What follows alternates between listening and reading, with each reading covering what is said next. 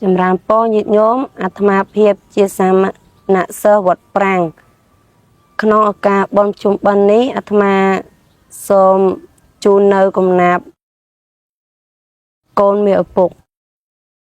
មួយបទដូចតទៅអថោបេតៃតាសុខាម្យ៉ាងទៀតកូនណាប្រាថ្នាមានជោគប្រតិបត្តិមេត្តាថ្លៃថ្លាប្រយោគមានភ័ព្វបានជោគជារោគជួបសុខសុខាសទ្ធម្មទេសនាវាចាថ្លៃថ្លាកាប់ឆ្កាស្មាញស្មុកការសំដែងធម៌នាំមកនៅសុខបំផ្លាញសម្បុក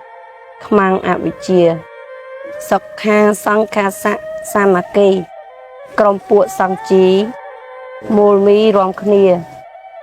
មិនមានបែកបាក់ចាក់រុកខ្ទាល់ខ្ទានេះហើយគឺជាជំរុំសុខសាន្តចិត្តតាំងកតាំងសុខាវិហੰជាយាមដេញខ្មាំងពីចិត្តសន្តានគ្រប់គ្រងស្នួនចិត្តដល់កាមកល្យាន